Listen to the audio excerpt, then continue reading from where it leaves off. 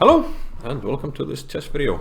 We're going to look at a very exciting game from the Asian Championship in 2019, which is currently ongoing.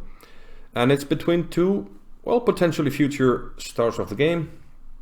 It's Rameshbabu Praggnanandhaa with white and Alireza Firouzja with black. Pragga from India and Alireza, of course, from Iran. At the moment, Alireza is closing in on 2700.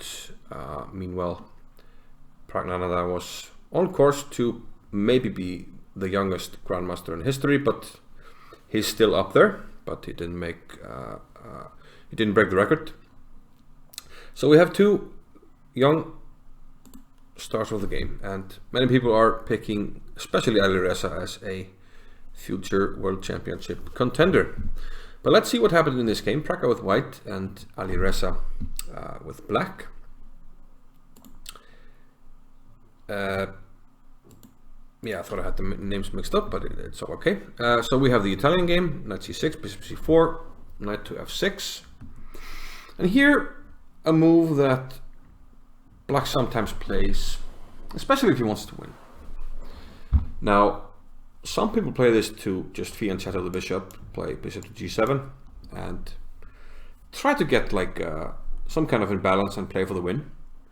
But Alireza had different ideas in this one. As we'll see, after d6, c3, he plays g5. A very, very aggressive modern approach here for black. Some might say it's anti-positional, and probably it is. But a more descriptive approach, a better description is perhaps that it's risky. So it's clear that Alireza wants to play for the win here. He plays bishop g7, bishop goes back to b3, and despite playing g5, black castles here. So he wants to attack and keep the king on the king side. Knight c4. Bishop to e6, and black at some stage is eyeing the opportunity to play d5. To do that, he first has to play g4, and he does that here. But this, of course, entails a weakening of his position.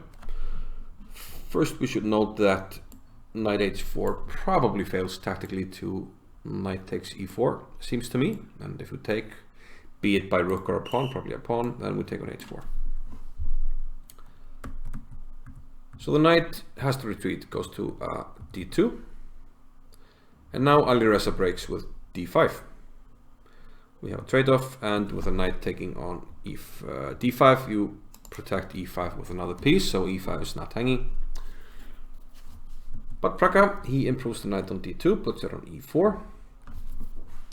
And this had actually been played before in a game between Nostrachev and Maxim Chigayev, a 26-37 rated Russian. In that game, Chigayev played a5, but Alireza went with b6. b6 sort of has the clear idea of preventing knight to c5, but it also weakens some light squares, and which could become a factor.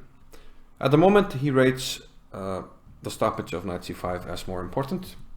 So the knight goes to the other wing, knight c3, and now he's clearly eyeing the h5 square. Perhaps queen h4 is a move here to prevent queen h5, but then you have other issues, and Alireza went with queen d7, and now knight h5, with a clear idea just to take on f6, and that would undermine this pawn, and white wins a pawn. So black has to play f6, and a very risky approach here by black. So if he can keep things together, then maybe he can mount a kingside attack, but now after d4, you have to find a good move. d4 is a nice strike in the center. If you take on d4, which Alireza did not do, then all your tactical alarm bells should be going off. You have bishop on b3, and you have everything lined up here with a king at the end of it, and a small examination of the position would reveal that rook takes e6 is an excellent move. And utilizing some pins, knight to e3, pawn can't take because of bishop takes d5. And the knight can't take on e3 either because the queen hangs with jack, so things will start dropping off like flies. And note that white can add fuel to the fire with knight to f4 as well, so black is just lost. Alireza saw this, of course, and played queen to f7, hitting knight on h5, but of course you take on g7. Now white has the bishop pair and he takes on e5. Alireza saw all this and played f5. So he has sacrificed the pawn, but in return he does have some menacing pawns here on the king side, and he's about ready to play f4. Queen e2, and the point of this move will soon be revealed after f4. Bishop to a4.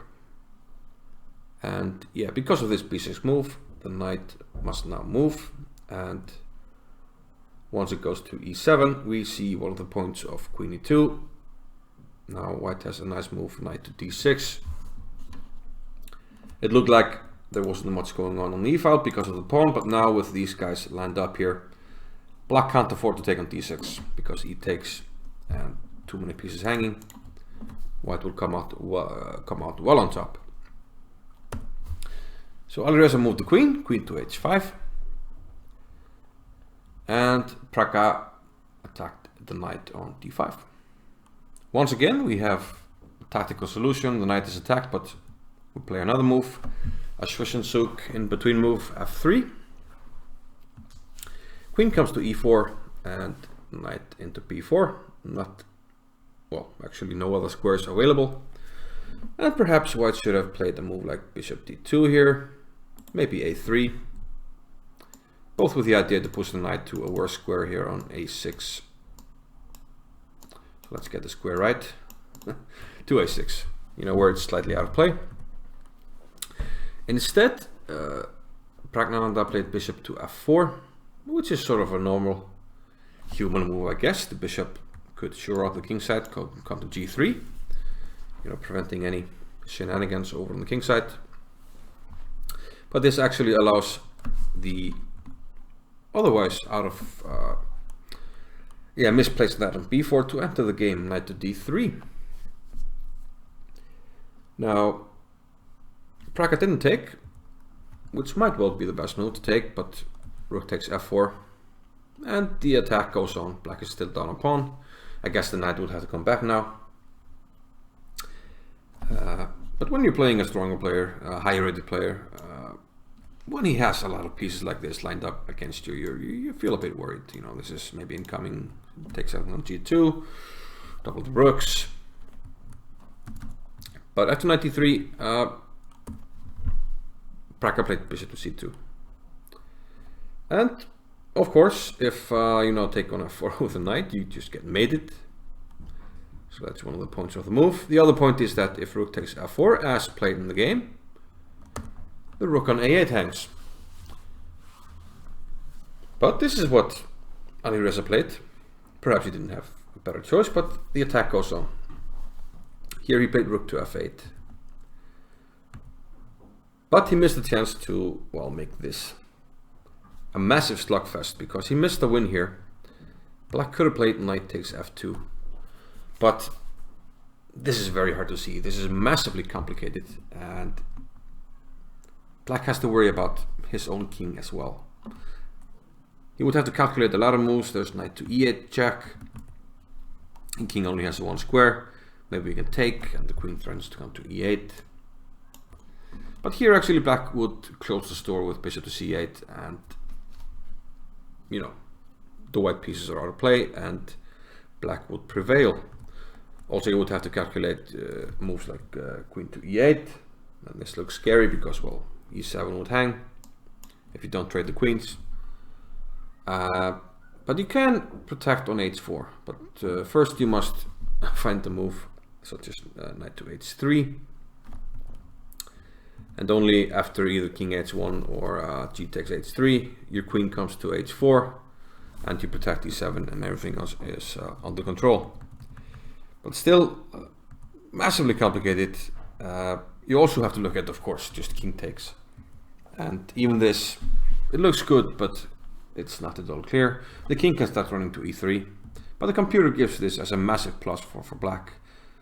And here you can just start taking on d6, you know, recapture stuff, and you're not even down that much material, and the attack here is ongoing.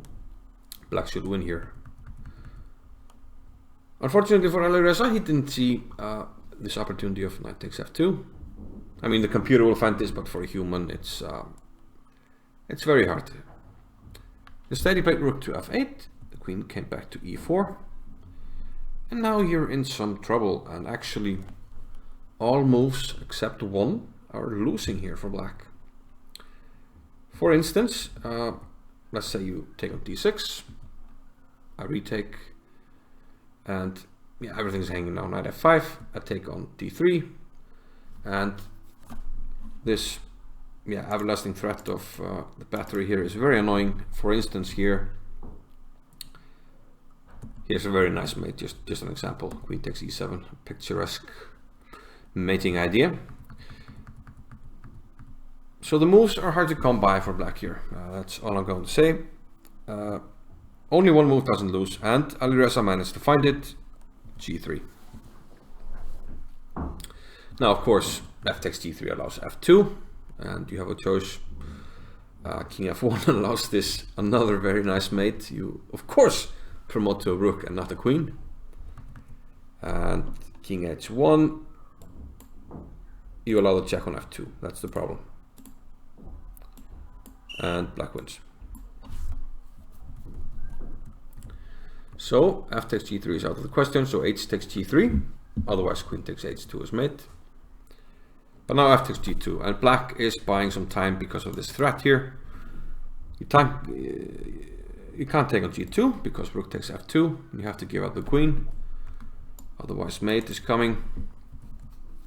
So white has to play queen h4, and after all these fireworks we go into an endgame. And now after knight c6, the knight is actually hanging, finally, after having stood there for several moves. Now it has to move, and Alireza gets his pawn back. He does have a hanging pawn here, however, but he can counterattack with this and pick up this pawn. Instead he went bishop f1, and soon we got an endgame. Perhaps he should have gone for rook f4, because now white is actually doing a bit better here. He wins a pawn, and undermines c5. So white is up a pawn here, but black has a very strong knight and pressure on f4 now. King g3, rook g8, king f2, and king d5. And despite us being in the endgame, the tactical fireworks have not ceased, and e6 was played here. If king takes e6, rook takes d4. There are no rook checks for black, so if you take bishop b3, we'll simply pick up the rook here, and white wins. But like, well, so many times in the game, both sides are seeing the tactics, and rook b8 was played, and now f5, king e5. So white is up a pawn, and it seems that black has the pawns under control, and here he can take on c2, and the game now liquidates into an endgame with equal pawns a and h, and this is virtually impossible to win, especially since even winning one of the pawns is not going to be enough. So a great fighting draw here between Praggnanandhaa and Alireza, and if this is what we can expect, if these are the draws that we will see in high levels in the years to come, then chess has nothing to fear. So yeah, kudos to the young generation, keeping it real, and we'll see you in another video. Thanks for watching. Bye bye.